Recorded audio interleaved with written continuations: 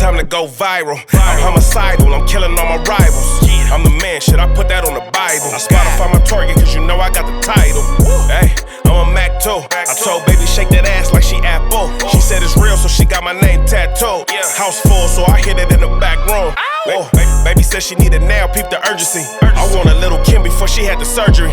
Leg spread on that hardcore poster. She love twerking, she just do it for the coach. Big dog, bull massive. 6 tray Chevrolet, I'm classic. All these niggas mad at me, that's tragic. The main bitch in the bed, that's graphic. Yeah, we about to go viral. Hey, we about to go viral. What's the deal? What's the deal? What's the deal, Viral Gang? We back at y'all with another one. Share, like, subscribe to the channel. Shout out to all the Viral Gang members worldwide. I'm talking about from here to Somalia, from Somalia to Alaska, from Alaska to the UK, to the Rack, to the Bay, to, man, you know where we at. We worldwide with this, man. As always, it's your host that do the most, Mr. Viral himself, a.k.a. the villain, because they hate me for my opinion. And we got the squad in the building, man. It's been a long time since we've been in here together, man. What's up? Man, regular degular, man.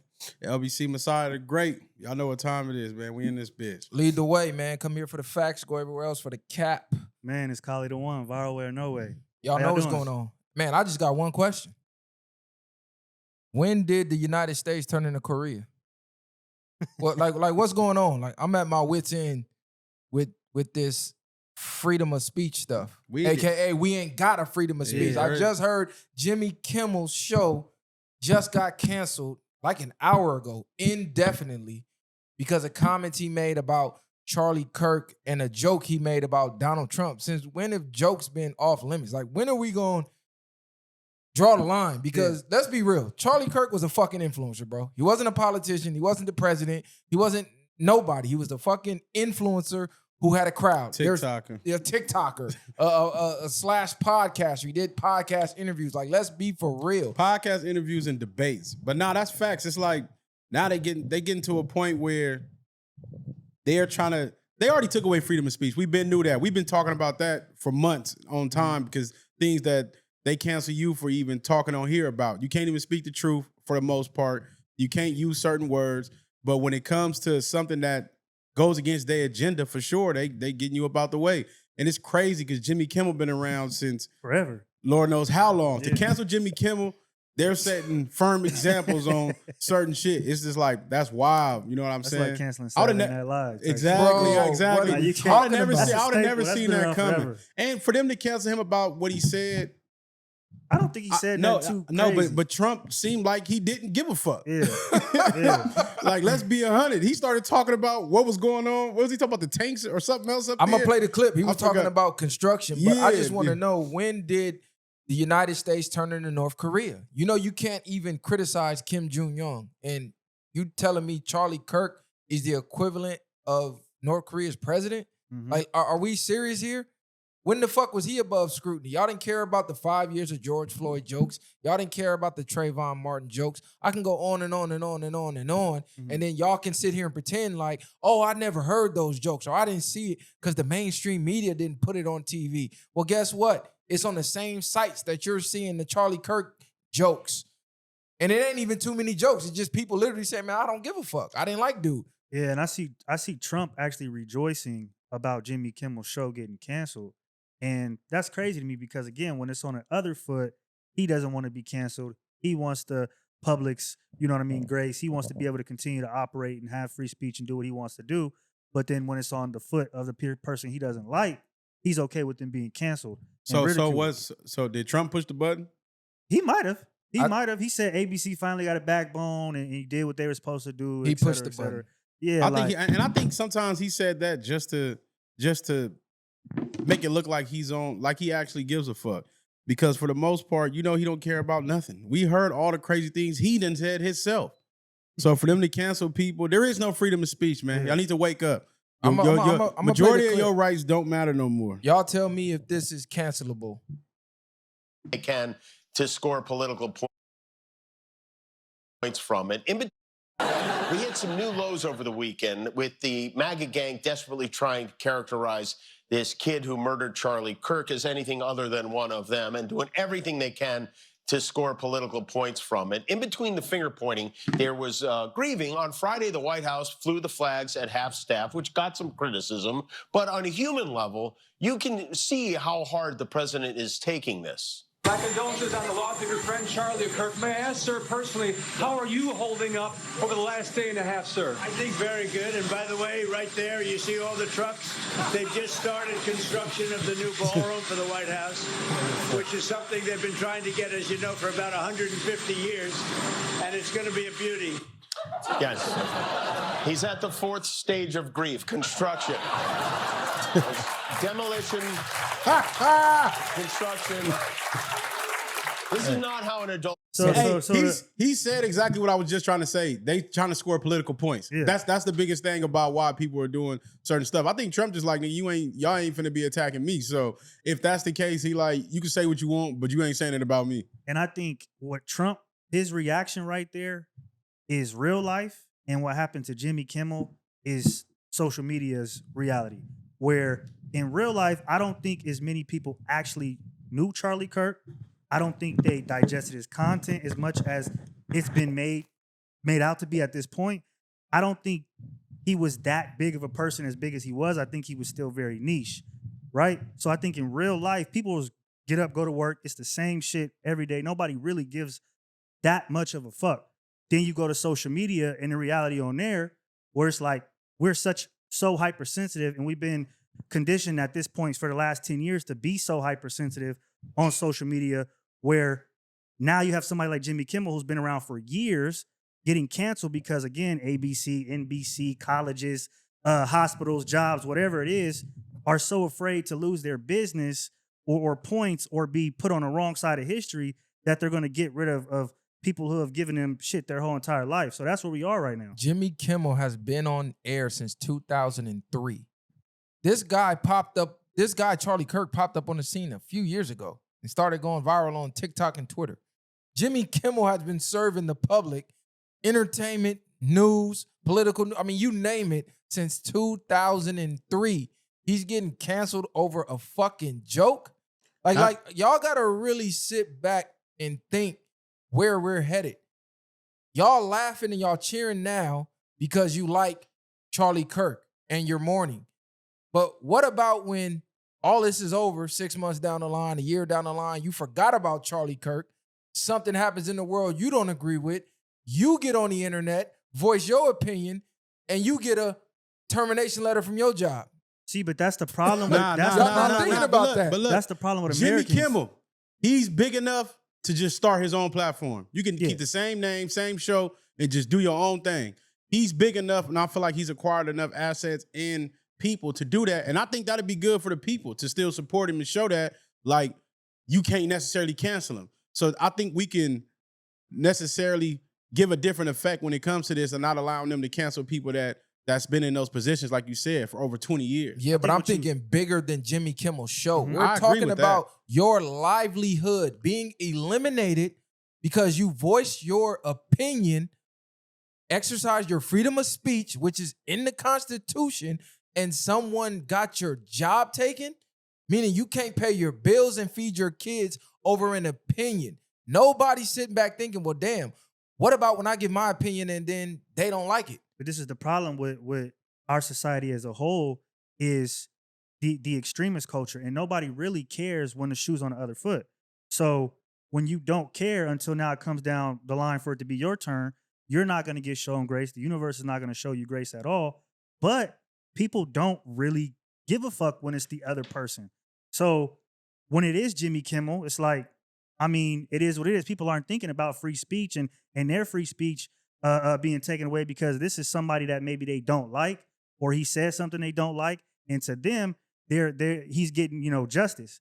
But a lot of people don't understand duality of how shit is, and so that's why when it's your turn to go through whatever it is, you're not gonna have that grace as well, because that's what takes place. Like, just really think. The man Charlie Kirk himself said free speech is not hate speech. Yeah, people might say things you don't like or agree with, but they still have the right to say it. All of y'all out there champion that. Everybody on the right, oh yeah, free speech, the liberals, they trying to eliminate free speech. All of a sudden, you done turned into the very thing you claim to hate. Now you saying people can't exercise their free speech because you don't like what they're saying or you like the person they're saying it about. But this guy's whole identity and his whole image and everything he stood for was what you're going against. So you're literally saying, fuck Charlie Kirk and everything he said, which makes me to believe, man, y'all didn't really give a fuck about him. Y'all getting on the woke hype train. This is a way for y'all to attack people of color that you don't like, because that's who y'all pointing out. I just seen fucking Andrew Tate talking about, $10,000 reward for some random guy on YouTube who said something he didn't like. Yeah, I want to get his job taken away. Andrew Tate turned into a goofy. He's a straight goofy for sure. But even then, it's as simple as this, man. They make the rules, so they break the rules. And that's just point blank, period. All this stuff, they got y'all feeling like you in a box with them and the Constitution matters. It never mattered to them. They set it in place for people like us, for the civilians. Other than that, they move around this earth and operate how they want to. The same way they can go to war and go somewhere else and whack kids and do everything else. But it's clear as day what's going on. And the only way you're going to change something is the people come together and take that position of power back. Outside of that, we're going to keep having conversations, keep raising awareness, and no solutions or no steps is going to be pushed. They're pushing buttons on people every single day based off of their political views or whatever they want you to believe. Mm-hmm. It just shows to me that every party is corrupt, right? Like, and we shouldn't really put too much stock in these people because, again, would you believe somebody who tells you don't do X, Y, and Z, and then when it's their turn to do X, Y, and Z, they do it? So it's like, again, if whoever's in power is going to be corrupt at the end of the day, and they're okay with it because it's from their point of view. So I think, if anything, this situation shows us to not put stock in any of these outlets that are trying to get points on either side, because they're willing to do the same thing when it's their turn. And I believe people got to stop being so emotional, because that's what we see the most. Your emotions is clouding your judgment. And take lightly on the things that you judge. What I mean is, see things clear. See it for what it is before you automatically get emotional and judge the situation. See what's really going on. Like bro said, the bigger picture. People are missing a bigger picture of what they're presenting and how things are coming to be in the future. So they already know which direction they taking it. Don't let us get big enough. You know, they gon' what you think they gonna do. Every person that we know that speaks the truth or gets to a point, they come and assassinate you. Whether how y'all want to call it, murder, assassinate, they're coming to get you at some point. And this is the time we need more voices than ever. Because if you cower and hide in fear because of what happened to one person, well, then that side won. Facts. If more voices come and speak up, then they got to take another route to try to silence people. Because we're going to be like, man, fuck y'all. The more y'all try to silence us, the more of us is going to start to speak up until we get a situation like what's going on in France, where they overthrown the government, till you get a situation like what happened in Nepal, where they overthrew the government, got the prime minister out of the country, and then picked a new prime minister on Discord on some Gen Z shit. I feel like that's why, though, a lot of bots and a lot of conversations that are being brought up surrounding Charlie Kirk's assassination have to do with race, right? And they have to do with emotion, because it keeps us at a certain point of view in the conversation. Right now, people are more focused on, did you post Charlie Kirk or not? Are you sad or not? Do you believe he was racist or not? These are the things that we're focused on, when in reality, what we should be focused on is the when, the who, the what, the why, right? The how. How did this happen? Who funded this? Follow the money. What was the intent of this, et cetera, et cetera, et cetera. That's the actual thing that we should be following, because you got Candace Owens, Nick Fuentes, a couple other right-wingers that are talking about what's kind of going on, and it's leading back to those people where he felt like, I'm a pawn at this point. I don't want to take this deal. And now, sometime down the line, I get whacked. And not to mention, the first dude that they caught, I don't know if this is fake news or not, but from what I'm seeing, he admitted to stalling for dude to get away. So everybody at first was saying, this is just, we didn't catch the right guy. Old guy. Yeah, he wasn't a part of it. And he turned out he was. This is the craziest part. They found him on some 9/11 stuff. Yeah. So the same decoy here was decoyed 9/11. So it's like, all right. At some point, people got to go, what are the odds? It ain't mathing. It ain't adding up. Math ain't mathing. Like, what's going on? Because we had Bro Rogan on the show, and he pointed that out. He said, man, I bet you the person who whacked him was somebody from his side. How the fuck this 80-year-old man get off a roof from 200 yards away, and where did y'all get him from? Don't even make sense. He just popped up in the camera. Oh, I did it. Pop Yeah. me, shoot me. They knew that was gonna go viral. That was Come crazy. on. Meanwhile, yeah. the real shooter is exit stage left. Yeah. Then you got these niggas doing all type of sniper fucking signals, and All type of crazy y'all shit. done went from let's find out who did it to now they running the same play script on who did it. Yep. Oh man, he wasn't trans, but he had a boyfriend, a girlfriend, or Right, that was saying trans. goofy stuff. He lived with a but, trans. Yeah, so he supported that wholly. Like, even regardless of that's the fact, like you said, it doesn't matter the why and all that other stuff. Follow the money, everything else. Them is key points that you made. But it goes back to what you be saying all the time with the divide and conquer. They're two sides of the same bird or the same coin. They make you choose left and right. They all hang out together outside of the lives that you guys would never see.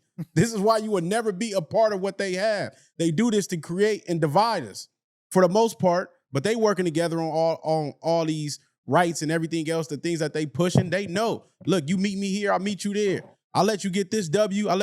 Next time y'all get that W. Yeah. How we gonna orchestrate this play? This is just getting played out.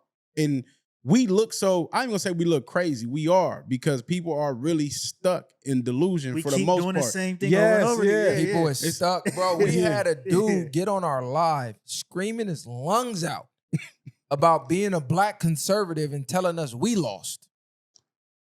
It's Like he said, yeah, I voted. You voted. Like you think you made change because you voted? And it Like wasn't you still believe that still. It wasn't even that too. He was so out of his mind. He got on there, really just wanted to rage bait and argue at this point, because he like, I don't agree with nothing y'all said. Okay. So we like, At what- that point, yeah, it's over with. nah. But so when I asked him context, so what did we say that you don't agree with? The nigga couldn't name one thing. No, what he And, did and was then he named something that we already spoke Everything on. That he you named. agreed on everything we say. Yeah. everything he named that he said we need to get woke on or do our research on. I said, bro, we done had 100 shows on everything you just said. We Like, disagree with, like, you don't even know what you did. And that's prime example of the average person out here. Y'all don't even know what y'all mad about. Y'all don't know what y'all disagree with. Y'all just mad because you see everybody else in the fucking audience on social media. And let's be honest, all the people from our community that's going to bat, you know what I'm saying? It's nothing wrong if you fucked with him and you had your views about it. But majority of our community, in my opinion, didn't even know who Charlie Kirk was They did. before he got put in the pack. So all that other stuff, it makes no sense to me. Like, y'all out here screaming out. I'm looking at people. I'm like, y'all wasn't even doing this much for Trayvon Martin and George Floyd or none of these niggas. For your own for your family. own, yes, for I your just own seen your people. brother get smoked. Yeah, you wasn't campaigning, fighting people online. Niggas ready to really squabble over this shit. And it's like, I'm looking at it, I'm like, nobody knew. He blew up way more after now. Yeah, You know what I'm saying? I think most black people, when they seen that happen, they're like, who is this? He looked familiar. And then they're like, oh, the DEI playing shit. Like, if anything, that's where we knew him from. But I don't think he had that much stock in, like I said, in people's lives until after the assassination. Now he's super big. But I'm just personally tired of people using social media posts and what they support is like a social credit score. And then they like to judge other people based off of what they post. And that puts you either at the top of society or the bottom of society, social credit score wise. So if you support Charlie Kirk, you might be up here to some people. And if you don't, then you might be down here to some people. Because Nobody's better than nobody because you posted a black screen for BLM or you posted RP Charlie Kirk. and I agree with that. And then it's some people that just play the game. Yeah. It's some people that just say, well, 80% of people will support me if I just speak highly about this person. And that's it. I don't know. Regardless of what, I can just come up with some stuff. They all gonna agree with it. They're gonna push me. And then you get the other 20% that's in the 5% in the middle, then the other 15% will speak their own truth about how they see it, and they'll be the ones that's hated or not pushed for it. So it's really, you got to understand that too. Well, people got to understand that. A lot of people don't really have the empathy or the stuff that they have because this didn't affect your real life. Bro, look, this is how cold they're pushing this race war. While y'all trying to get students expelled from universities, 2 students or 2 men were found hung in Mississippi. And look how crazy this is. You got 21, DeMartre, I don't even know how to say his name, Trey Reed, 21 of Grenada, was found early in the day on the DSU campus in Cleveland. Police initially ruled that death a suicide.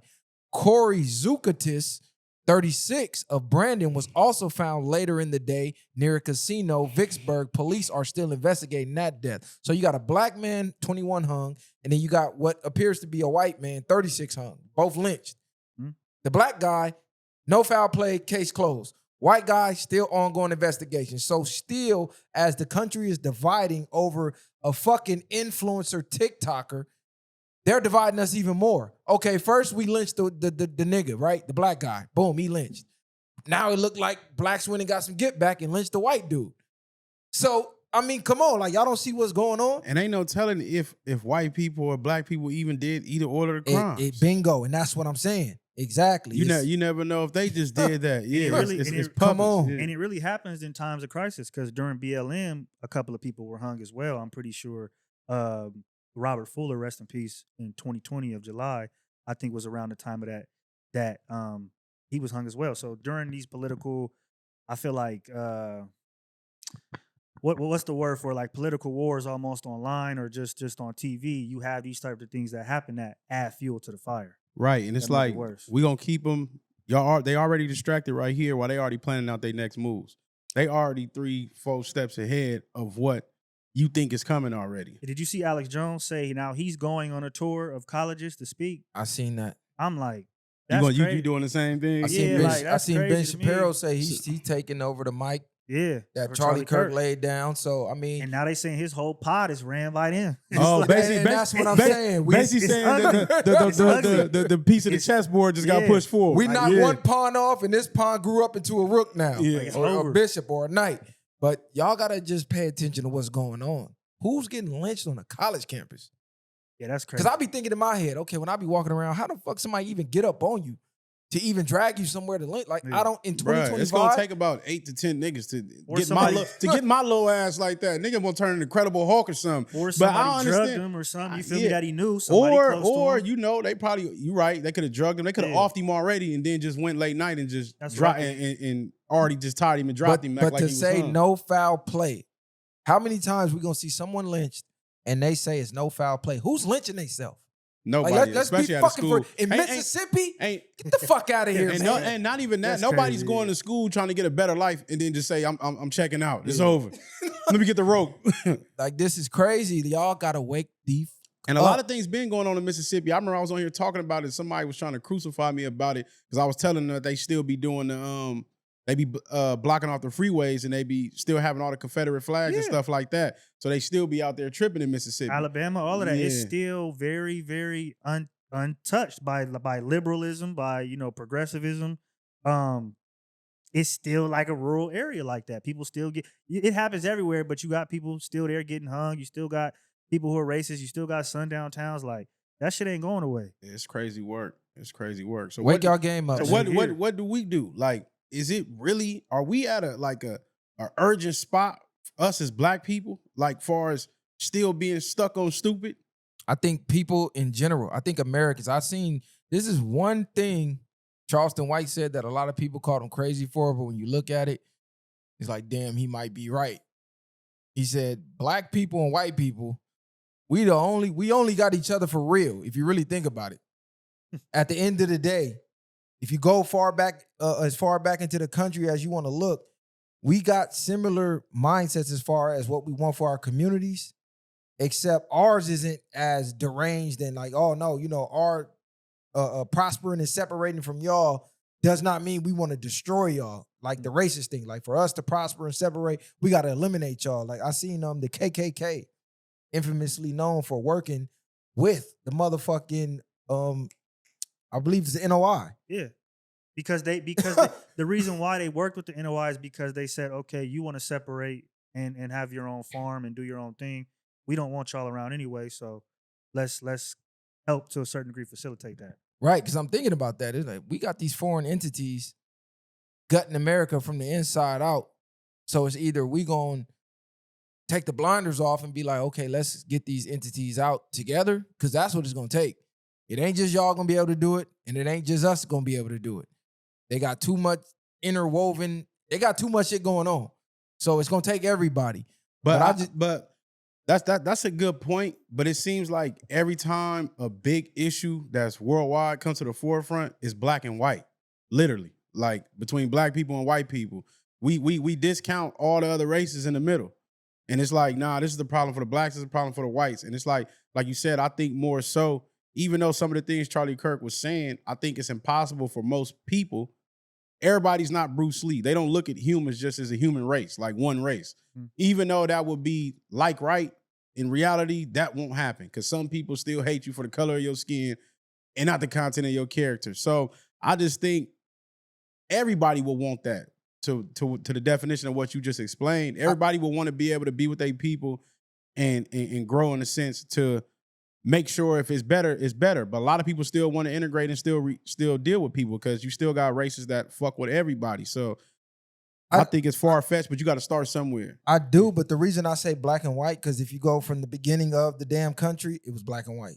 Right. If you go through historical events where the country against everybody, for the most part, you look at them wars and you look at that military, niggas was on the front line. White people coming behind. But even the racist ones, But we was forced to be on the front line. No, I get it, but I'm saying even in the times of war, some of the most racist, when the bullets started flying, realized I'm not supposed to hate you. I need you. My dad was telling me about shit like that. You got this white boy over here came in hating niggas, and then he seen how his people was cowering and how niggas who was forced to be on the front line was out here trooping for real. He like, I want to be over here with y'all. They telling me to hate y'all, but shit, they finna let me get shot. Right, because at that point, when you go through situations like that, it becomes the heart of men, where your warrior spirit at is beyond what color you is. Because if you a white boy that's gonna crash with me versus a fucking coward, 10 cowards that's gonna get on, who you gonna thug it out with? So nah, for real, because I think every other race, they follow behind the leadership of whites and blacks. So they pick their side, and then that's who they follow. They sit back, they wait for the whites to make a move, and then they follow them. Or they sit back and wait for the blacks to make a move, then they follow them. Rarely in history do you ever see any of these other subcultures making a move. Why? Because they all come from somewhere else, and they just happy to be here. Whereas you look up on a map and shit, we were just here. You can argue about who was here first, but as far as back we can remember, we both was here. I think that's for sure. That's a great point. That's very valid. And I think they just get to the point where white people are already in position, and it's like they've done everything to try to get us out the way, but we ain't going nowhere. So it's like black people, we gonna stand up regardless at whatever point. So I think a lot of that comes to play. Everybody else just falls in line. Yeah, but I think what you're saying is true, but it's hard to happen because I think a lot of white people, especially, white people in power, have that subconscious fear of us doing what they did to them. So it's like, if I do rely on you and I do become vulnerable and I do open up and I start to, let you become equal or next to me, now you might do what I did. And even though we talked about how our culture, we're looking to just prosper, and that's not really a part of our plan, I think those people will always have that subconscious fear. And that's the reason as to why they don't let it happen. Because a lot of people, like you even look at the whole Kamala and Trump thing. You got a lot of white women that go around every day acting like they're probably the most for everybody person in the world, right? But when it came down to it, it was self-preservation. It was our race over, what might benefit our race over what, and I'm not saying Kamala would have benefited our race, but just optics wise, right? Like, this is what's going to benefit us over you. So even if I want to be one, I'm going over here because I'm going to be okay. And at the end of the day, that's what really matters. Because if I let you get one up on me, I might be cooked. But you know what's crazy? They say sometimes an enemy could be more loyal than a friend. Woo. Versus what I mean is, if you dealing with an enemy, it's like you low key know what you're getting from them. Yeah, no, we agreeing upon this, but I probably won't hesitate to do something to you. You won't hesitate to do something to me. A friend or more so be quicker to cross you because of the love and everything else that come with I see that. What you're saying. So it's already a line drawn when you're dealing with people in that way. We know exactly why we're dealing with each other for whatever business we got, whatever things we need to handle, and y'all just go about your way because it's gonna be something bigger out of that. It's like the Bronx Tale, Sonny. Would you rather be feared or respected? And then he goes into being 20 cents. Nah, yeah, because I was going to go along the lines of what you just said of I'm not saying we got to kumbaya and just become one. We're different. At the end of the day, we got different cultures. So I'm not expecting everybody to just, oh yeah, we won now. No, we have a common goal. We can help each other with this common goal. And like you said, okay, boom, mission accomplished. Do y'all thing. We're going to do our thing. The ones who want to mix, mix. The ones who don't, you got the right to do that. Because I feel the same way. So I can get how the NOI was clicking up with the KKK in a sense. I know this is going to sound crazy to y'all, but a lot of the shit they saying, I'm thinking for us too. Nigga, stop crossbreeding. You're breeding us out of existence. Stop building up everybody else's community. Let's build our community. So a lot of the things they were saying to their people, I felt like we should have been saying to our people and doing as well.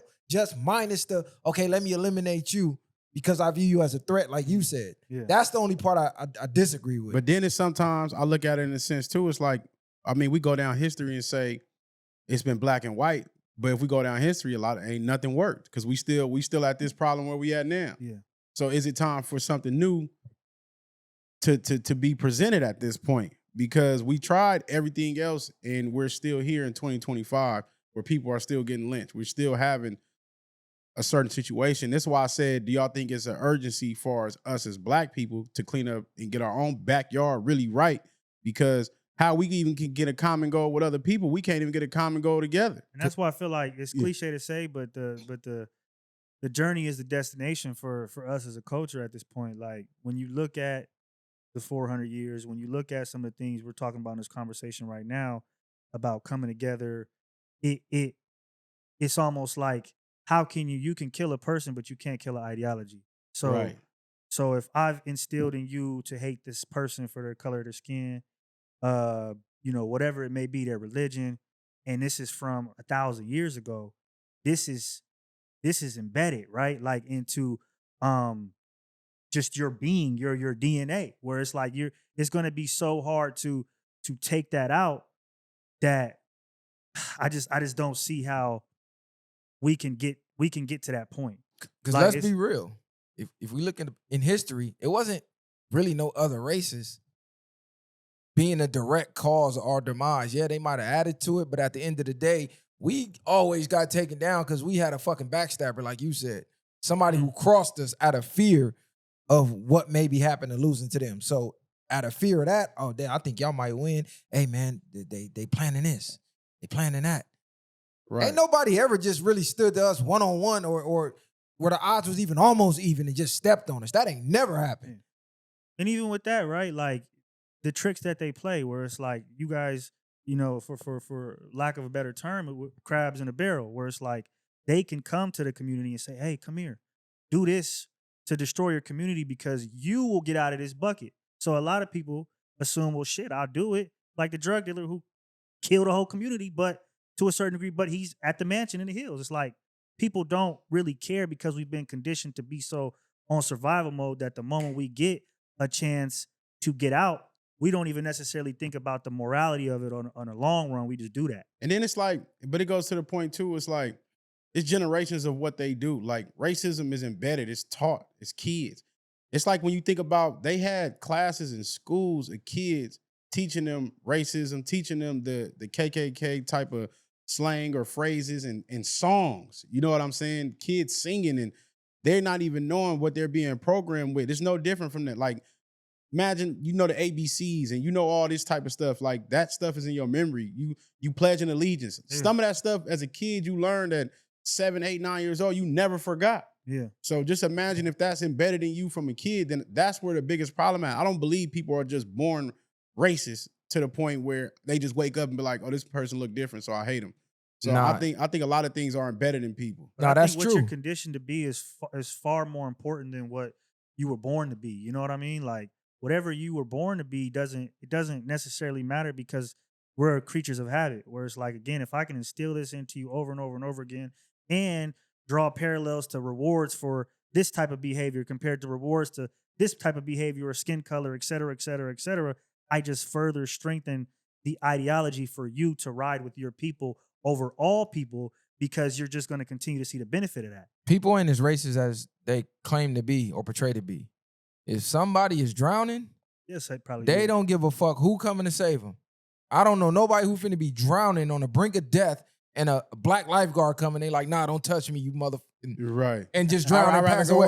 Yeah. They gonna be holding on for dear life, nigga. No, that's facts. Or anywhere they in a near death situation, they don't care what color the person is to come save their life. So you really got to think, how much do you really hate somebody? Do you hate them enough to just be like, no, I'm not fucking with you at all. I'm gonna die with my beliefs? Probably not. So then you probably don't really hate this person as much as you claim to. You should act like it because then why do now I gotta save you? Like, would you say, you get what I'm saying? Like, you are that racist when it's just a regular day. Now when some shit jump off, you want the people that you hate to see you drowning, if we're talking about the scenario, and then save you? And at that point, I'm like, why would I do that? And that's all I'm saying. Because you gonna go right back to being racist. Because we can look at you can, but it's to the point like he said. Well, they might just be like, fuck it. It was about me being saved, self-preservation versus worrying about that. But we just take sports and music and things, for instance, like things that you build, what is it, camaraderie or whatever. Mm-hmm. The camaraderie, camaraderie. Yeah, there you go. You build that type of stuff when you do sports, when you do certain things. You didn't have maybe Mexican friends or white friends that parents don't care, but they come up like, man, you know what I mean? This nigga got my back. Or you sparring with somebody over years of experience. The things you go through with people allows you to have a different light on it. Like, nah, I really got black friends. My people probably racist as fuck, but you know, throughout life or being together and around people, you have a different outlook on it, I should say. Listen, when people are in survival mode, the hate eliminates, their brain eliminates the hate. And then they look for ways to survive. You look at the ICE situation. We all know what was going on. We got to go into details. A lot of hateful people from that community, not everybody, but it was a lot, even to the point where Charlie Kirk, I just seen a video today where he was talking about it. So if this white boy knows about the inner workings of what was going on, don't tell me it's not real. But you've seen a lot of that hate being pushed to the side and people asking for help from the very people they claim to hate. And then as soon as they fall back and don't need the help no more, now it's all back to fuck you again. How long do you think America can keep the dam from breaking? Where now it breaks and Americans feel that way, where they're like, okay, let me rely on the person next to me. Because I feel like America is still doing a very, very good job at making it seem like nothing is as wrong as it really is when it comes to health, when it comes to the social media crisis, money crisis, right? All these different things that America is struggling with, I feel like they still have provided a comfortability for the average American citizen where when do you think that will come into play? Bro, when people critically think. That's the key point. The key point is thinking, which is why their key point is to keep you from thinking, to keep you distracted. Everything is in that book. I literally read it line for line. Quiet weapons for silent wars.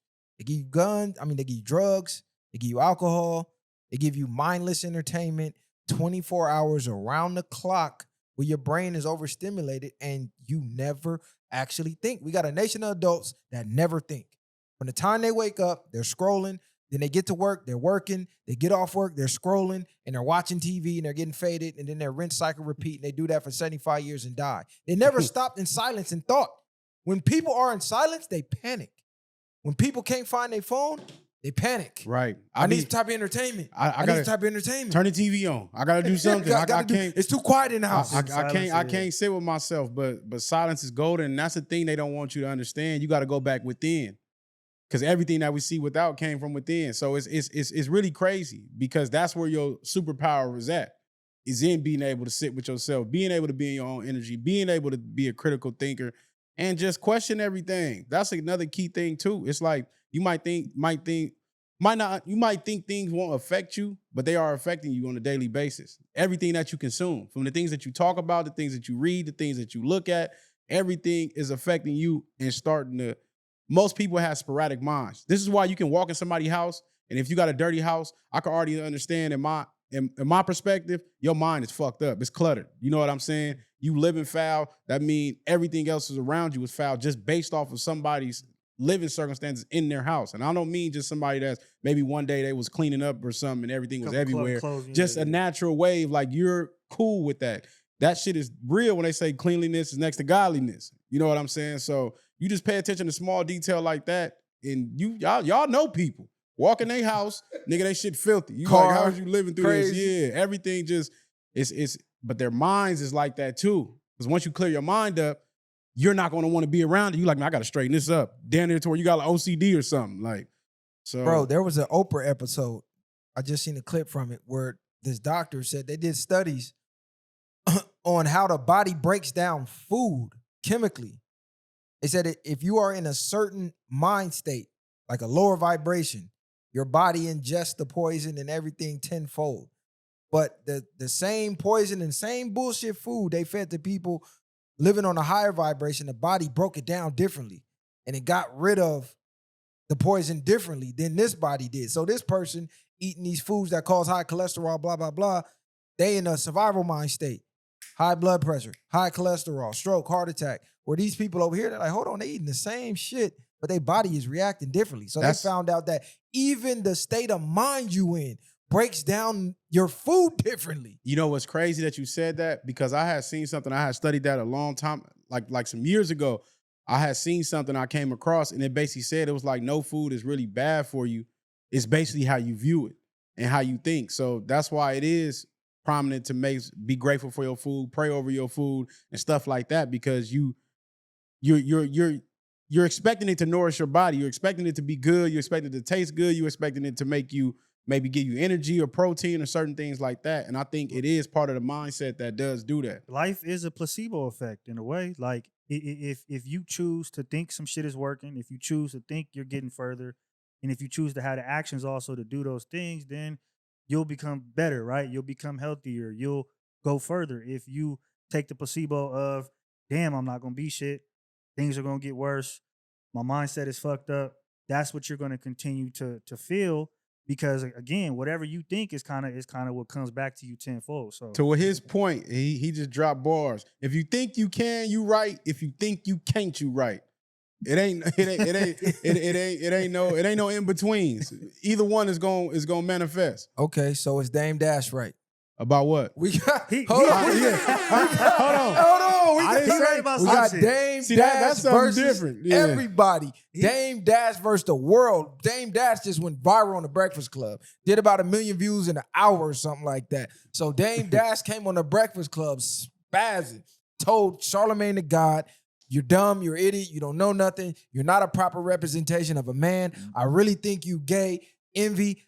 I know you a rat if they come at you for that Rico. All y'all broke. Matter of fact, let me see the view of your house. Can you see the water from your house? Like, Dame went in there and went crazy. And what's crazy is people were saying, oh, Dame got clown, this, that, and the third. But he really was dropping bars. If you really break it down, even that segment about Donald Trump filing all of those bankruptcies, and they were saying, oh, you know, he's a bad businessman. He's going, how? He filed all these bankruptcies, but he's still a billionaire and he's the president. Are you a billionaire?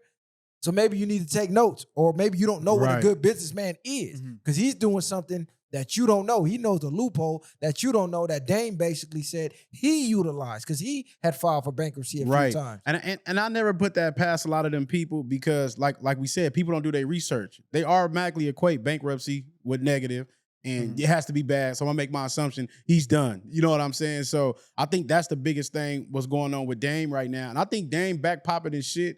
Because didn't they say he's like he has a position basically above Cam and them podcasts and stuff like that? That was cap. Yeah, that was all cap? He So they was on there popping it? President of Revolt. Revolt. Somebody debunked it, huh? Said they made a call on him and all that. So I don't know what Dame is doing, man, but he's back popping and shit in the media. Maybe he knows what he's doing. I think he does. And it's crazy because you showed me that them old interviews and stuff. Like, Dame, bro, low-key been to Kanye. Like, I understand why he's been blackballed. Like, talking to them industry niggas, crazy work. Give them niggas crazy work.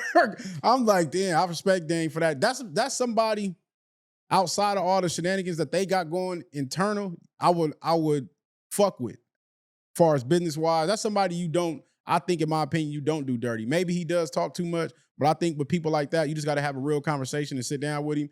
Y'all get a mutual understanding and y'all can do business and move forward. I think some of the things Dame said were good, but I think he spent too much time trying to prove to people that don't care that he's something that he is, whether we believe it or not. So Even it's like I agree with that. You go into a room with people and you're trying to prove the people who don't care or is going through one ear and out the other, you could talk to you blue in the face, if they're not receiving it, then all you're doing is hurting yourself. It's not if I'm trying to make you mad, and in turn you're not getting mad, all I'm doing is getting a bigger vein in my head, eyes getting more bloodshot.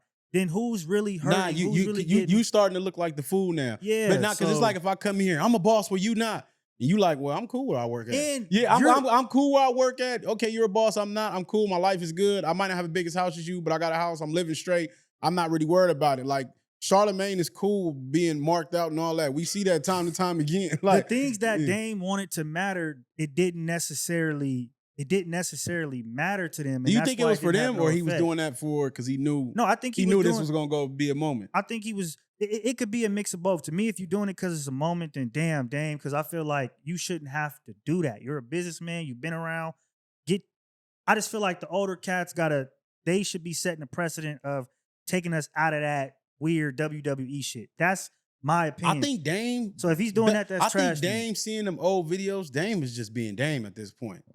Because watching how he was talking to them execs and everything else in them rooms and watching like old videos. But then that's my thing. What I'm saying is he's not necessarily doing it for clout, but I do think he understands he's in a space where everything gets pushed as if it's for clout, or his message might hit harder depending on the type of energy he gave it. It's like, this ain't even got to be for you, nigga. I'm not even speaking for niggas like you. I'm speaking for niggas like me that want to be bosses and their own workers and everything else, that want to be businessmen. So I just think and sometimes we do. Charlamagne has done a lot of goofy stuff. Them niggas have done a lot of things up there where they didn't speak up or they chose to do clown shit. And it's like, nigga just called him out for it for the most part. Maybe he didn't have to get as emotional for it because he was just ready to get up in there and get up out of there. And I feel like the whole, if we was outside, I'd smack you thing. And he's like, well, then we would fight. And he's like, but I wouldn't get beat up, et cetera. It's like, all right, it's like niggas in the garage, when you 15. You trying to bully a nigga. It's just like niggas start talking, now we over there rolling around the grass, catching the fade. He do that a lot. He basically called him a bitch, like basically letting him know. That's why he said,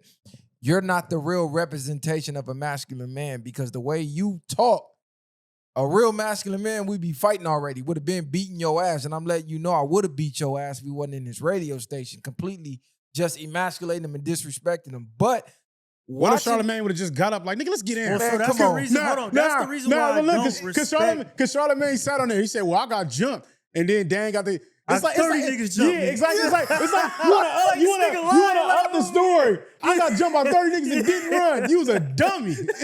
But at the same time, he fucked 30 niggas. Yeah, nigga, I was putting niggas on their back. But I'm like, this is one of those like the trauma thing. Like you tell somebody a story, they want to tell a bigger story. Damn everything. But he's like one-on-one, nigga. I still fight you. Basically, that's what Charlamagne was saying. Was Dame getting his Orlando Brown on? Because after a while, it just got ridiculous. Like when he took the Air Force One off, I didn't see all that. You try to prove to a nigga your forces wasn't dirty by putting them in the camera. It's crazy. So I think, have you ever seen two niggas argue and because you kind of know both people that it's getting intense, but then they bring it back to jokey? To me, that's all that was. Like that, a lot of some of the shit of playing it up was so that people maybe think that it wasn't as serious as it was. But in my opinion, Dame was offended. He was up there. He has that energy when he goes to interviews. He wants to tell everybody that they're not shit because they don't have a business. What if all for the most part? Yeah, and now that he's bankrupt or whatever it is, you got to eat that, even if it's not real. What if he told niggas you're not a man because you don't have a business. You got to understand when you say shit like that to millions of niggas. What if all this was just a play? It could be. It's just content. What if all this is just content? He been saying it's too long. I know Dame speaks like that, but exactly, they expect that out of him. But I'm saying for him to get up there, what was the purpose of him coming up on the show for one? Well, that's what I said. I thought that gave me Orlando Brownish. Now, what I'm saying is they probably, they know Charlamagne how he is. He's going to say some wild things too for the most part. He's not going to back down. There's nothing you can really offend him with. So yeah, Dame, come up here, pop your shit, and we need a moment. What if this was their way of helping Dame? Could be. What if this is their way of helping Dame, knowing this finna go viral? Yeah. Like, look, Dame, come up here, just go crazy. Could be. They could be in it together. That's what I'm saying. Like, because Breakfast Club has been off too for a minute. So it'd be like shit. Yeah, because they ain't really doing what they used to do. They the same. He going that Cameron right now too. You seen that though, right? Yeah, he said Cam, and Big L was in a car. Dame had some work in the trunk, but didn't have his license. Boom, they get bumped up at a traffic stop and Killer start crying. And then Dame had he going, man, I could never get this nigga work. So he said, yeah, all this bragging about selling all this work and all that, and you was doing it, moving it in Ohio, nigga. All that was after rap. Like you wasn't out here in Harlem when it counted, when we was out here. How you feel about because I saw Cameron, he just posted a couple hours ago. I guess why Dame is really salty is because they offered Dame was in debt $800,000, and Mace, even though Mace don't, I guess according to Cameron, doesn't fuck with Dame as much. He said, "Damn, that's Dame. I feel bad. Let's help him pay his debt. You want to go 500. So they called up Dame and they like, "Hey, we got $1 million for you. Get you out of debt." He like, "Nah, I got another offer. Somebody finna offer me $2 million." So he like, "Call me back." So they like, "All right." Call him. He called him back the next day because the deal fall through. He like, "Hey, tell him to still like wait on it. I might be needing it." And then they like, "Just take it. You could have $1 million a day." He like, "Hold on, like I might have a $6 million play." And then they like, "All right, fuck it. We did our part pretty much." So their whole thing was they tried to reach out to Dame, and when he didn't receive it well and they pulled back, now he has a problem because of that. But in reality, it was him fucking around too many times and they gave up on it. Did he not receive it well, or was he just trying to maybe get the best deal? No, maybe. I don't think you tell a nigga. Let me go. Okay, Golly, I'm not gonna tell a nigga. I'm saying this. What I'm saying is, he's saying I got a $2 million deal here. I got a $6 million deal here. Maybe he has something else going on where he doesn't have to take a handout. Keep that in the back pocket for me just in case. But let me see if this go through or this go through. I don't want you just to hand me $1 million because for some reason, yes, I know Cameron, nigga, you're gonna be one up on me to the way you get, nigga. If we fall out, you're gonna be petty. Cam is gonna never let a nigga hold that down. So depending on who you got to know who you dealing with for one, and like we say, despise the free lunch. If it's not that much of an issue, it was an issue for him. But I'm saying if he can get something else completed, it's like y'all last resort for me. I appreciate what y'all doing. Just hold that to the side for me just in case I might not need it. This is the thing. It's not really a free lunch because when Dame was on top and Cam needed help, he helped Cam get in position with Rockefeller. So it's like you said, be each other crutch. When I'm up, I help you. When I'm down, you help me. So that could have been Cam's way of helping him because what I seen Cam say was there's 2 slots left on Revolt for 2 more shows, and Cam has those slots. And what he said was he'll give up his slots to Dame Dash to do whatever he wants with his shows, but let me be the executive producer because when I came to Rockefeller, I let you be the executive producer. So this is Cam. To me, it sounded like he was being a little petty a little bit. Okay, like, all right, I give it to you. It circled around. But let me be the executive producer like you did for me, niggas, So and you it's can feel how I coming feel. with So something. it's a handout, but I'm Something on the still back getting end. my one up back from 20 years ago. right. And Dame was like, nah, I'm cool, baby. So that's not a genuine help. Yeah, that's not to me, it's not because the way he said it was very condescending. Yeah, that's like you felt the way about Dame executive producing your shit for whatever reason. Now he's in a bad position. I help you, but let me do to you what you did to me.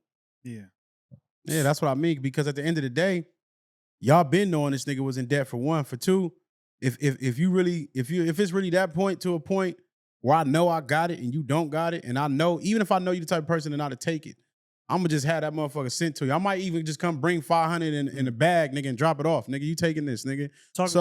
It just depends on how you looking at it. He said Cam was slithering behind the scenes trying to get his son to do an interview. Said he sent his son $2,500, offered him $5,000 to do an interview. Dame so son. you know your Dame's son. Oh, that's so weird. Cam tried to slither behind Dame and get his son to come do an interview, probably knowing they had some smoke we didn't know about yet. But Dame was basically saying, Cam, that ain't right. You involving kids, you doing weird shit, you moving weird. That's why he told the drug dealer story. Like, nigga, you was in the car crying. Like, knock it off. Okay. Yeah, see, so that makes another whole other thing. I probably really don't want no money from you, nigga. Speaking of Cam, did y'all talk about Cam and Adrian Broner already? No, we didn't. Nah, that was crazy work. Yeah, I seen it. That was crazy work. So obviously Cam is up there on his show with Mace, right? And they have their co-host or moderator, Stet, I think, Treasure or something like that. And she's up there. They doing a regular degular.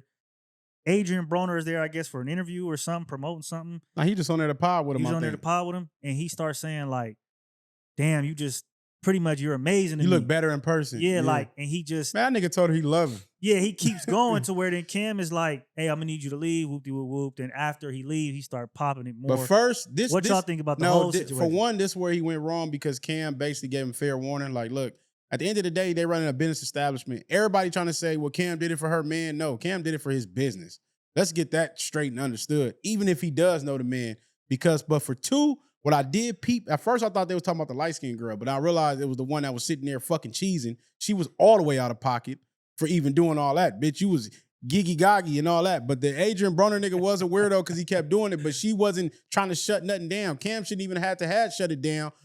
But he did on top of that. But you smiling on, you my bitch, you done. That's cancel you like Nino. No, I'm saying if the dude is there like they saying, you my girl, this nigga is popping shots at you and you just smile, cheesing, giggling. Like she was too happy. Hold on. Is that was somebody's girl? Yeah, I thought this was the co-host of the show. Yes, but they saying that the dude was there, supposedly, that her man was there. So how I took it was because, this is how I took it. Everybody's saying he defended her because of the man. I think he defended her because of her, and that was just like some extras he added onto it because he pretty much tells him, you got to leave. We already told you can't violate. Just to make it even easier, I'm going to give you your money. I'm going to pay you for your time. And you're going to get up out of here. And then he like, come on, bro. Like, you keep violating. Niggas' boyfriends is hearing shit. Like, to me, that was a caveat of like, I rock with dude to where it's like, I fuck with her, right? Because you got to remember, they hired her as an intern, paid her. They've helped her out tremendously. They talk about her like she's a sister if you watch the show. So I think they really fuck with her. And then on top of that, they fuck with her man. So if I fuck with him, I'm for sure riding for you because you my bros. Yeah, So you get what I'm saying? Nah, it's that's more a fact. than just. I think that's true. I think it was a little bit of everything. I think it was, for one, you making the show look crazy. Y'all on the sports show, you still out here. He was Max. Yeah, but then the one that nigga was drunk. I like how Cam. Yeah, I like how Cam handled it, but I don't like what he did after. I don't like the popping it after. Yeah, that's you where he drunk got ass nigga. You was a nigga this and that. Like, why you didn't tell Cuz that when you went bad on it? Drunken master. Everybody was fucking with Cam when Cam still paid him this, that, and the third till he had that hot mic. He's like, yeah, man, I only use you for the views of the show, for the entertainment anyway. Fucking junkie, alky, this, that, and the third. Niggas like, hold on, Cam. He was just right here.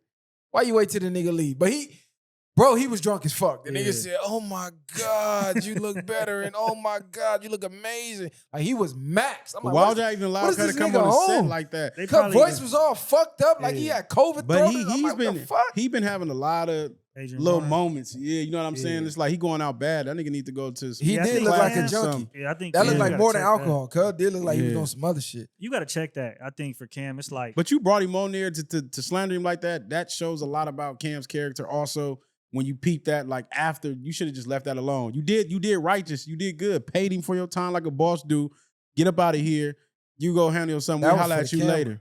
Huh? That was for the camera. Extras for the camera. But he knew the real Cam was when that hot mic was on. I agree with that. That was cool. That was for the cameras, but nigga, Adrian Broner wasn't gonna just leave out there without no money.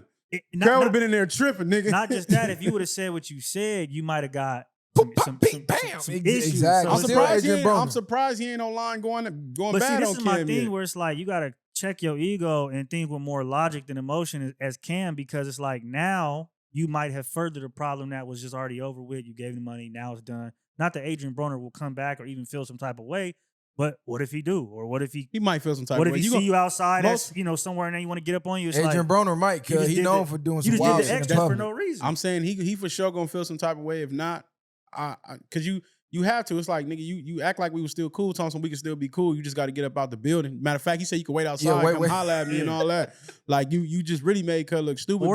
But he made himself look stupid as a man. Adrian Broner should be able to reflect on that and take accountability. But now when you got to talking crazy, it's like I could have probably hit Cam up later, like, my bad, I was loaded. You That's know what I was gonna ask. I'm not even tripping. I'm not even tripping about coming back on the show. We still good peoples. I fucked that up. But once you go talking bad about Cuz after that, now it's like, oh, man, it's up for this nigga. When does Adrian Broner grow the fuck up, though? Never. This been years and years and years of him publicly intoxicated, acting a goddamn fool. You remember he was in the McDonald's line or the Chick-fil-A talking about, I'm next. I don't give a fuck who got next. I'm paying for all y'all shit, and if you don't want to pay for, we can catch a fade, but I'm next. Going crazy, doing dumb shit. I just think we at a point in society where we start to see people that was once young fools become just old fools. That's it. And they're not going to change. You know what I'm saying? If you haven't been able to, everything is about evolving and growing. And that's what people fail to realize. But once you get stuck in those points like that, it's like you was in the Mayweather camp, nigga. But he matured. His maturity capped at one point. And it's like, again, when you have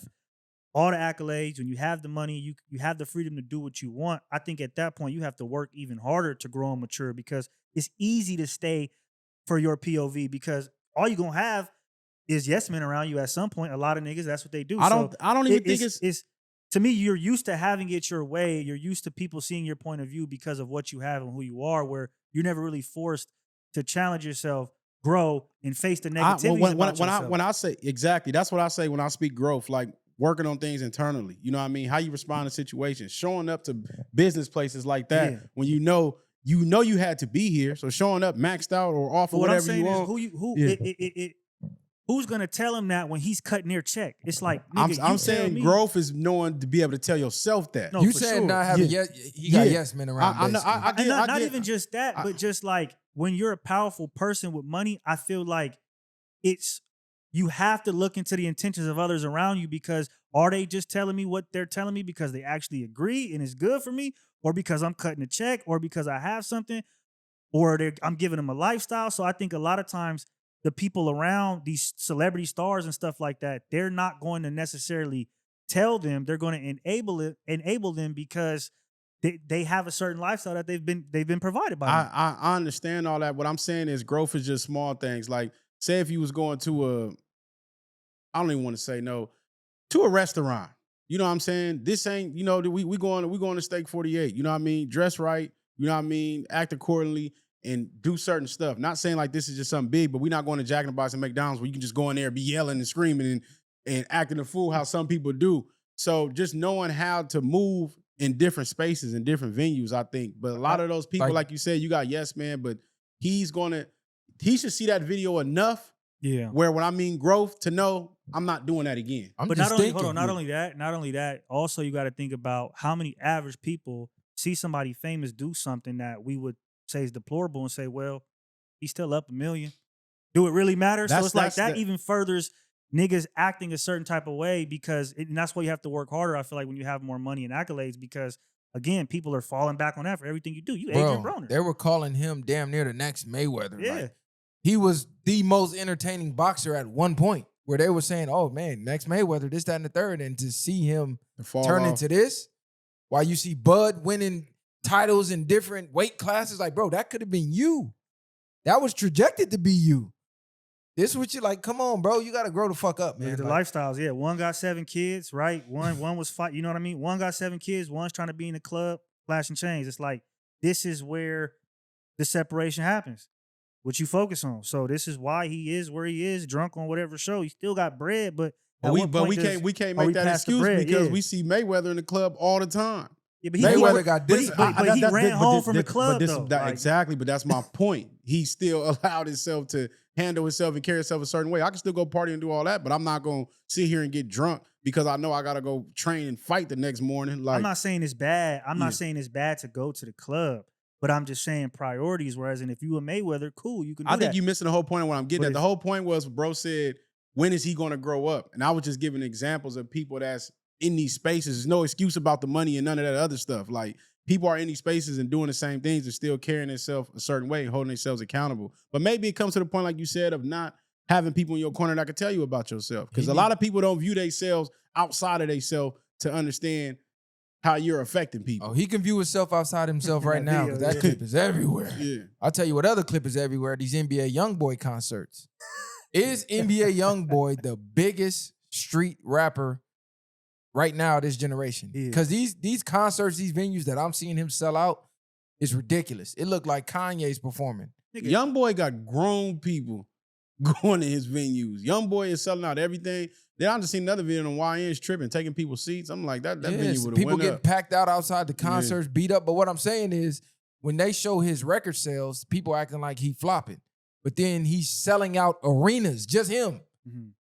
Like, this is crazy. The amount of people that's showing up to see him is nuts. He got a cult following, but NBA Youngboy been like that. And it got bigger once he got out of jail. But that's why I don't care about the record sales and all that stats. Like, he's selling out shows. And All he that stuff sells- don't matter. And Yeah. if you look at his YouTube numbers, that's where a lot of people view him. I know multiple. He be niggas, having billions. and in it this was a shit, joke yeah. about it, but I know multiple niggas in my life that I've been at their crib and we get up and they turn that's what they turn on immediately. So it's like that's a thing of people for whatever reason intake NBA Youngboy on YouTube for whatever reason. I don't know what it is. I can't listen to this. It's the music all day. videos I was think gonna that's ask. cool to people. I'm not gonna lie, when you watch his videos with the raps, it do make it better. I think Is they, I it think they like, I Youngboy? think they like the energy from Music? him. And That some, too, yeah.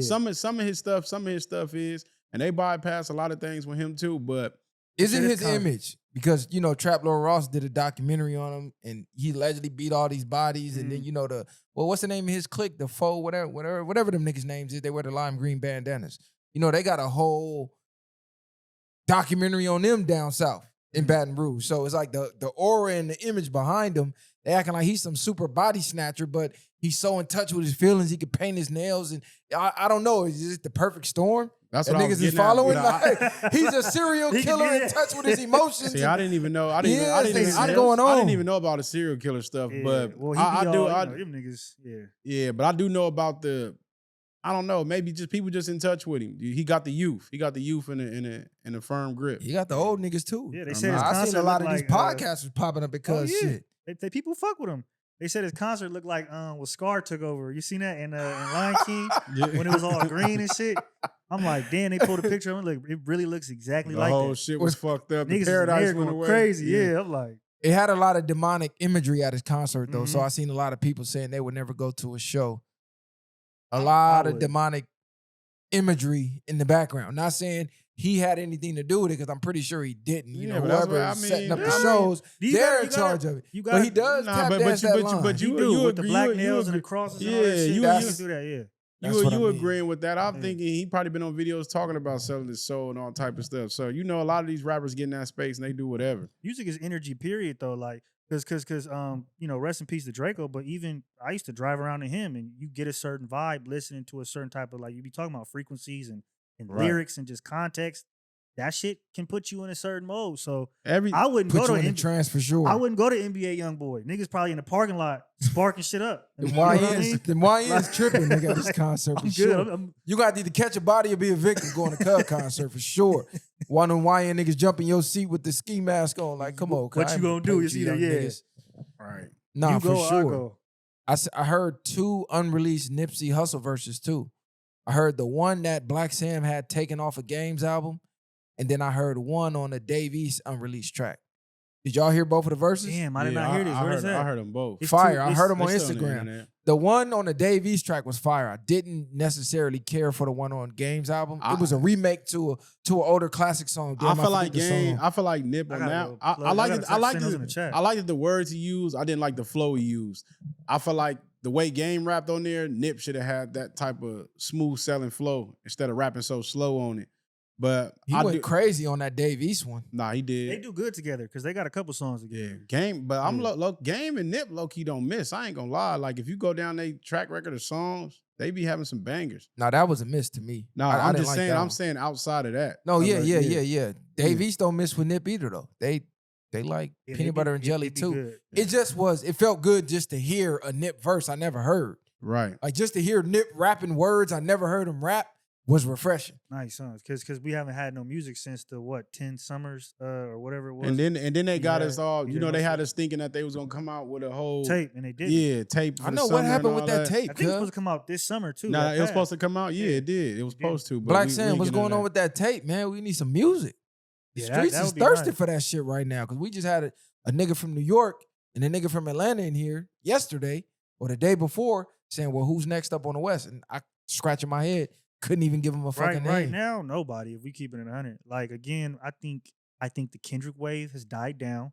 That's what I think personally, and I think we're back to doing what we've been that. doing Right back to Since- regular schedule since the program. 2015 Oh my SoundCloud God. shit. You know the I just think F your hood, this hood, that shit. I'm out here. I you just think know, the state. That shit's so trash. Yeah, like, it's that like- shit I garbage. just think the state of music is just in a terrible space as a whole because even now for real, because even like they was talking about in Atlanta, then who you really got out of New York? What New York rappers besides the old heads that's really gassing stuff to me? Like I don't know no young rappers from New York. What came out in 2025? I know we had Clips. So They performing at the Vatican. Yeah. I know. I'm just saying, but outside of, I just mean the younger generation, the up and coming now. I don't know that's no true. young no niggas. young niggas. How many doing young niggas we know that's just fire spitters? Like you had niggas like even Lil Snoop back then. Like you had certain niggas you just knew that was next. You know what I'm saying when you heard them rap. So it's like I don't know. I think what's happening, we don't have any major artists promoting the youth or the next up. Because for generations, rappers started a label and then they would put rappers out. Now all the rappers are podcasting. They're not interested in music. And like you heard Fat Joe and Jadakiss say, I'm not even finna help nobody no more. So I think that's where we at in the game. Nobody's co-signing nobody. Nobody's putting nobody on the radar. Nobody's putting nobody directly in front of the public. They're saying, get on Instagram, get on TikTok, try to get lit. And that's just not working. Yeah, you might get lit in your city, but worldwide, it's not working. 50 came in, you had Banks, you had Yayo, you had Buck, you had Game. But them and niggas you had everybody even on under top them. of that, the key point, them niggas could actually rap. It's people out here who can rap. I'm never saying it's people that can't rap, but even then, they're not taking the craft and everything else, the passion of the music, the same way people did back then. Yeah, but it's not their fault though. That's not where the game is. You don't get money doing that. I mean the passion of being able to work and put music out, not being able just to make a certain type of music. People are not actually, it's rappers that putting one song out maybe every 2 months, or they're not constantly doing what they need to be doing when it comes to that. I think streaming killed that. That's what they're saying. I put all of this work into crafting this song at this project, and I put it out, and then it's buried by 800,000 songs that got released that week. I literally heard rappers saying that shit. That's but cool. I don't give a fuck. But it's still that still don't mean nothing. Because what about the people that do become one of those balloons in the room that stands out? So it's still people making it at some point. But I guess it's who you know. It's politics with everything. It's politics behind everything. And I got another question. Why doesn't the Bay Area ever get mentioned when we talk about West Coast rap? It feels like they're on their own separate island. The only up north rapper we really mention is Mozzie, and that's only because he comes down here and gets involved with these politics. So the way Mozzie raps and what he talks about, all the gangbanging is adjacent to down here, whereas the Bay, they got a whole separate lifestyle that we don't really resonate with outside of like car shows maybe or something like that. They do. Because it's two separate worlds. I'm not gonna lie to y'all. It's different up there than it is down here, man. It is what it is. Man, Like Bay niggas out there clapping people, they pimping, I'm not they hustling. I'm not really talking Just about the culture I itself. know what you mean. They got their own like, lingo, they got their own stuff, but people still do mention E40 and Too Short. It's just it goes back to the same thing. Niggas is not spitting. And you got if you know about Yada, it's crazy. I was locked up with Yada, free Yada.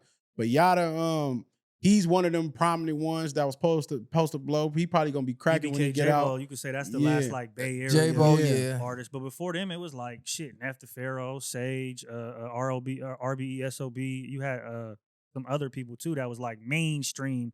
Where I feel like they was getting Filthy played Rich, all over. but I feel like Filthy Rich is more like I don't feel like he never local. necessarily He got never super was going mainstream. He not super mainstream. Yeah. It's two different worlds, I think, and I think a lot of times, you know, how big Southern California is and the artists that have came out of here, it's easy to it's easy to be consumed with just that. You got the Tupacs, you got all these beefs, you got different. Even though Pac, you know, he say he from the Bay, from Oakland, whatever the case is.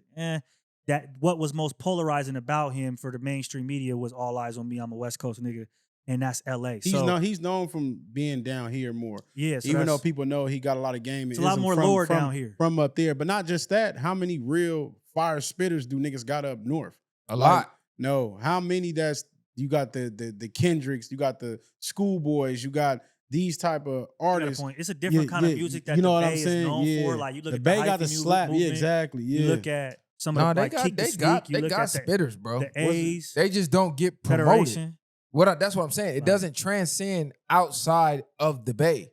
Like even we talking about our local scene, some of our local artists still transcend. Who's locally from the Bay that they might know in New York? How many fire spitters you know in history that was in the Bay? Like somebody you could put in the verses. Well, if you when you say verse, you talking about hits. You talking about music? I'm not meaning verses. I meant like a. You said verses. I meant my bad. I meant like a cipher.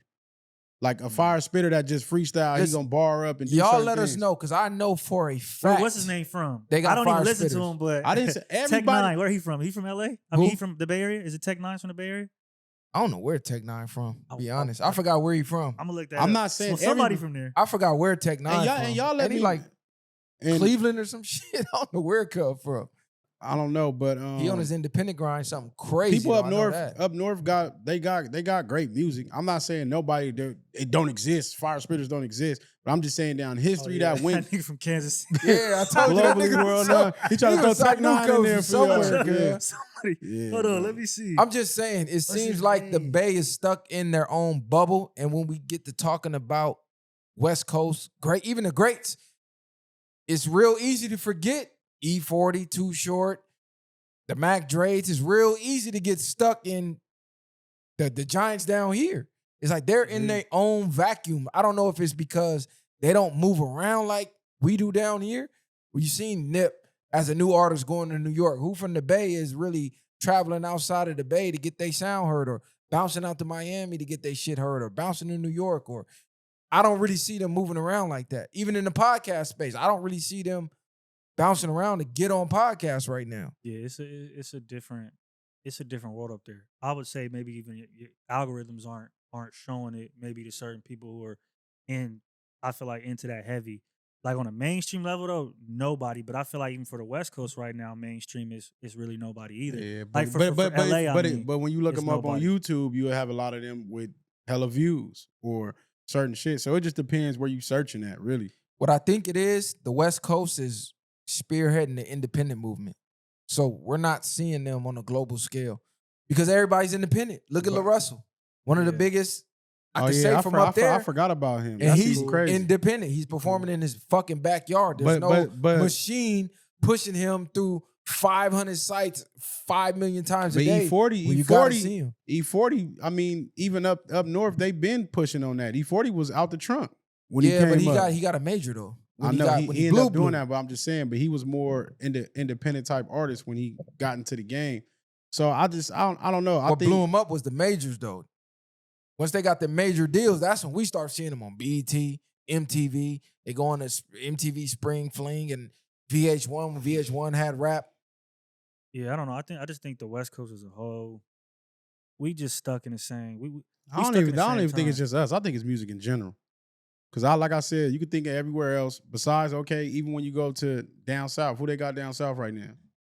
Well, right now I think, and it's crazy, but I think they're finally fizzing out. Where it's like you got all them people. They to me that's dying out. That whole No, yeah, but I'm not even counting them no more because you got Baby and them. They've been in the game a long time now. So I just mean like any new prominent artist where you like, oh, this person hot or this the next thing out. Somebody done dropped a hot song and we know it's like they're gonna take off. It's not too many rappers. It's like we talk about this so much, and just the bottom line is the business killed it. You hear rappers saying it's dead. Nobody wants to rap. Everybody wants to stream. There's no money in rap. People paying to tour they self. Right. They doing crazy shit for album rollouts. You see fucking Ray J acting LGBT on every Cosnet stream now, goofying out. It's the rap game we let get destroyed. We let too many other cultures in. We let other cultures take control of the culture. And then we let them change the formula of the business. You think this was they plan the whole time? I don't think this was they plan. No, but I think that being a business, centered people or companies, they said, well, we're gonna run with it, right? Because we see the reaction we getting. So maybe this isn't what we planned for, but now how can we figure out How can we capitalize? How can we get our finger on the pulse and take control of it before they can figure out how to do it on their own? It's like that Dame Dash clip that you seen that I sent to the group where he was spazzing on the record execs when they're like, okay, we're gonna reschedule the meeting. He said, man, get the fuck out of here. You don't know nothing about my culture anyway. That's why you keep getting slapped and punched in the face. Yeah. That's what it is. That person you saw rescheduling the meeting, those are who's running the industry. Right. They don't know shit about the culture. They look at numbers. What's the numbers doing? Bringing the most money. We don't care. We'll suck this motherfucker dry till it run out. That's what's going on for real. They don't know the culture, but it's a weird thing in a way because they're able to pick people who the culture falls in love with. So Are they able to pick people or they just program so. people to fall in love with them? I think it's a mix of both because I think some of these people have things about them right? Like the type of trouble they get into, where they come from, who they hang around, the type of mindset they have that these people go out there and look for, right? And then when they get that, they're able to put the money behind it and put it times 10. But those people already had what they had, and that's why they got picked up, because they said this is the perfect person to give the catapult to and push whatever agenda it is that we want them to push. So that's how I look at it. I think the machine can make anybody a star. Right, I agree. I think they can make anybody a star. They can take anybody off the street. They can give you a story if you don't have one. And then they can utilize their resources to make you look bigger than life, and people going to fall in love with you. And all they got, and go ahead, my fault. No, go ahead. Because I'm finna say, all they got to do, people can see your face enough. Then after that, one day you wake up, you're famous.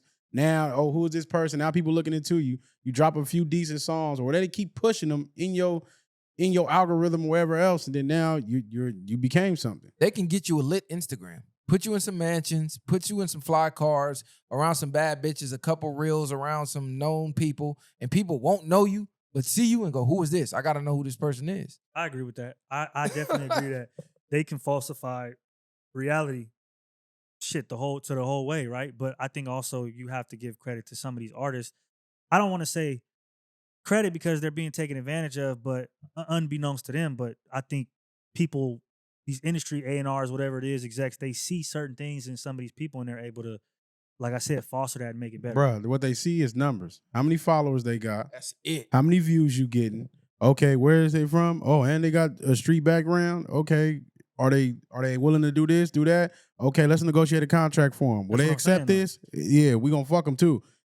Pause. But yeah, pause. They fucking yeah, exactly. Literally and figuratively. But they in the trenches. Let's pull them up out of there. We gonna make them feel good because like you just said, we're gonna put them in some mansions. We're gonna put them around this. Buy them a car, man. We finna make all this money off of them. Do all this. Get them a BS house or whatever. But after that, he gonna give his money back anyway. We know he gonna go broke. So for the most part, I look at it like that's all they really care about. And I do understand what you're saying. Okay. Yes, the artist has to create and push yourself to get in a position, but that's what they go off of. They don't care.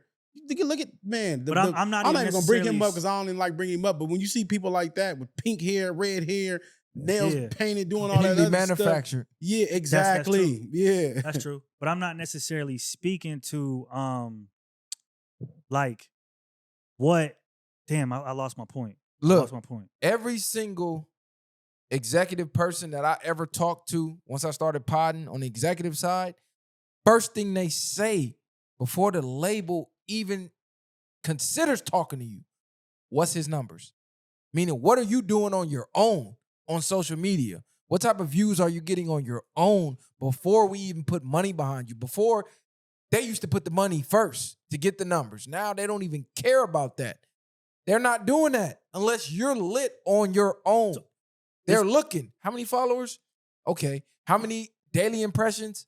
How many views per week? How many monthly listeners? All of that shit got to be intact and lined up to their minimum, because they all have minimums. Because they know once before they even talk to you. Right. And they know once that, okay, he already lit. So if he got 500,000 followers, we can turn that into 2 million.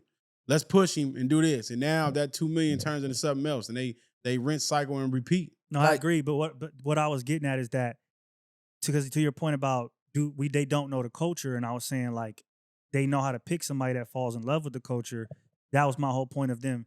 Like they are able to see what we would want in somebody and then foster that and make that. Bro, they're not picking. They go grab somebody. I don't think they go. No, that's what I'm saying. They go grab somebody and put them in a position that knows the culture, allow you to work around and with them, but you'll never be on the level they're on. Go scout for us. But this go bring some people. What a lot of the rap, bro, like I think, again, now maybe if it's from back in the day, it might be different. But a lot of the rap is predictable. Like, minus the numbers, a lot of shit that's going on today, and I'm just speaking from my generation when it comes to crime, violence, drug usage, what we have going on in the community, those are the direct things that a lot of us idolize. So again, a business, they follow trends.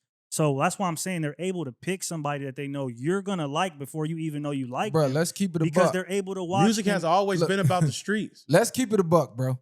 Whoever's the most degenerate, that's who the culture is going to and that's gravitate who they to. Like, pick, though. You that's saw what I'm people saying, I can't listen to who's the not the Dom Kennedy nigga. Larry June. People say I can't listen to Larry June because he don't got a body. People was tweeting, I can't listen to Larry June because he never caught a body. Let's just be real. If you have a background, you're lit. Look at Chicago. You had how many niggas that was fucking trash, but they was catching hats. You had niggas who didn't even rap, and people was telling them, man, you got bodies, you need to rap.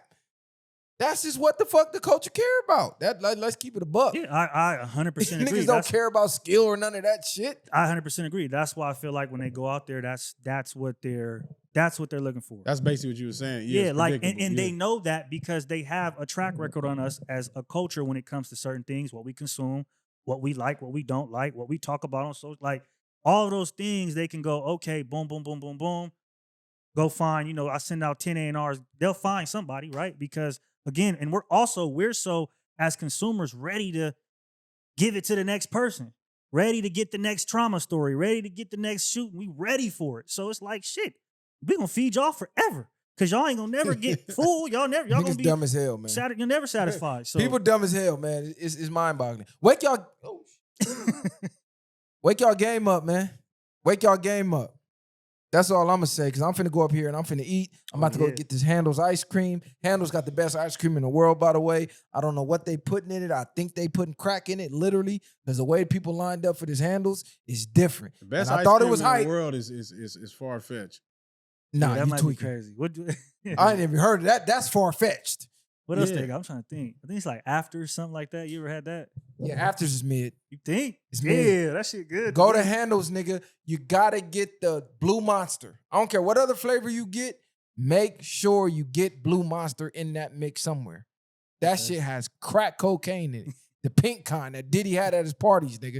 That shit is crazy. I swear to God, nigga. You go to the one in Huntington Beach, you only get to get one flavor on that small cone. Go to the one at in Long Beach at the LBX, they give you 2 flavors. So, Mr. Viral just let you put know. us on game. Yeah. Yeah, I'm gonna see what's up. Or with you that. could get the 4-flavor flight, which is the Okay. same price as the cone. So you get the flight, you get flow flavor, nigga. That shit, flight, nigga. I swear to God, I wouldn't lie. I'm about to check it out. You know, I'm not. you that know, much I'm a of an ice dessert cream person. nigga. Yeah, that's what I'm wherever I I go, eat. I'm looking for the donuts and the ice cream, nigga. Everywhere I go, every country, state, city, first stop. That's what it is. That's the first stop, nigga. I need the donuts and the ice cream, straight up. Man, But get your workout in, man. Health as well. sir. Oh, before we get out of here, for the tinfoil hat gang members, has anybody been following this Panama story? No. That's What happened? crazy. What happened? You niggas really don't be tapped in at all. What happened? Bro. So apparently there was this meteorite that landed in this fucking Panamanian's backyard. It was like this small. Dude went, it was on fire, put the fire out, got the meteorite rock, cleaned it up, Touch these crazy. took it into his house. The fucking meteorite, he put it in like a case or something like that, like a container. Woke up the next day, that shit started hatching, like sprouting or something like that. Oh, like hell no. it looked like a worm or something. Did he record it? Yeah, every day he puts updates every day on his TikTok. And basically this shit grew in like a week. It grew like not massive, but about the size of this fucking laptop. Like a life force, like it's breathing or some shit. Yeah. So he got spooked, put it in a case, like a safe. And he keeping it in the safe in his outhouse. And every day he go open up the safe, put the flashlight in there, that shit getting bigger and bigger and bigger. One day that shit gonna jump out at that Yeah. nigga. It looks like venom. Oh, That's It looked crazy. like venom. somebody got to go put that shit to sleep. So this Yeah. nigga, it looked like venom. Let Mind me you, it guess, the started nigga- as like a is it- rock. Is the nigga white? No, he's Panamanian. Yeah. It's that in nigga- Panama, That's in how, the that's how Panamanian Planet jungle. Apes started. Them niggas broke out. Bro, Bro, I he was- gonna wake up one day, that motherfucker gonna blow up the safe. Look, I mean, this is Cub going to the. This is Cub going to it. Cub put the shit in the safe. That I'm gonna go shit back look to where it was on the rock. Nah, what is that? that shit look disgusting. Yeah. So the shit is breathing in that motherfucker. Mind you, this shit started as a rock. You got to send that in the chat. Now people trying to say, oh, you know, this might be a hoax or whatever, but this, I don't know, cuz he putting updates every fucking day. Hold on, let me go to the where it started at. Because people been tracking it and putting it together. His name is King Panama. I'm surprised they ain't came to come get that from that nigga. That's what I'm saying. I'm like, what the?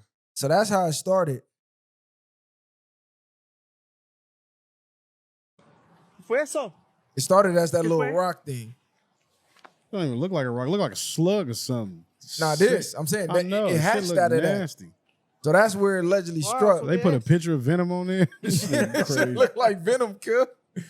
So he take this shit to his lab, and that shit started hatching in the lab. So Cub pick it up. That's how it was. It just looked like a little rock. It's in his lab. What's the odds of this nigga having a lab? Panama, yeah. Man, come on, man. I don't know about this. All of a sudden, this nigga's a scientist, mad scientist, meteorite fell his ass. This some shit that they creating. Want us to think it's falling out the sky when this motherfucker start getting at people. Yeah, they here now. Yeah.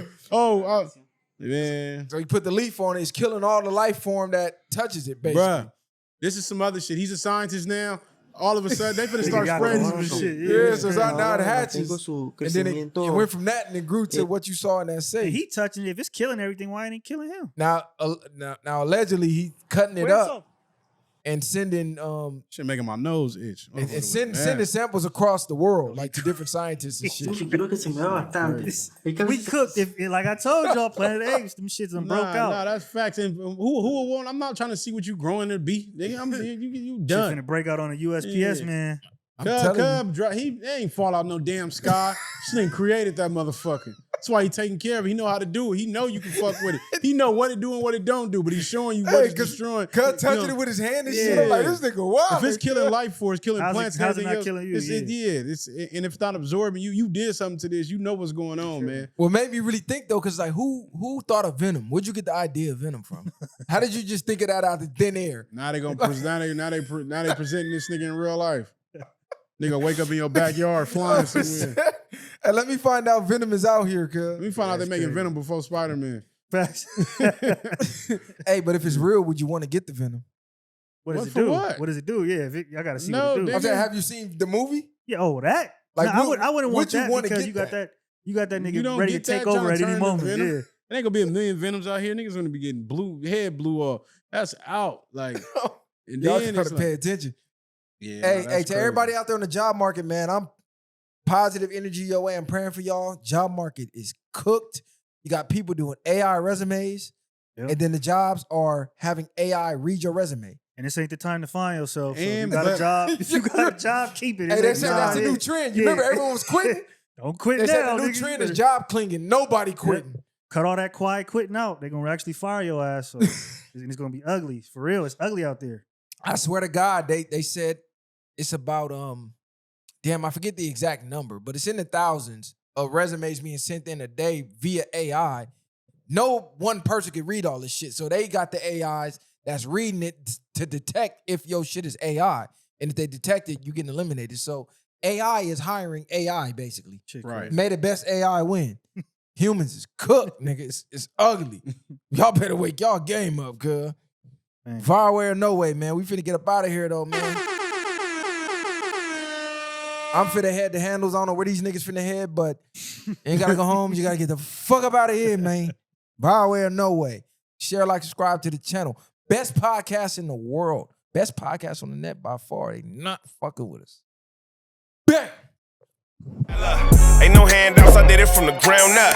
In the streets, thugging hardest where they found us. Got a problem, nigga, watch my troopers mount up. My bitches bang too, and you a lame though. You niggas ain't outside, yeah, we came through. You want your lights up, we put you on the shade.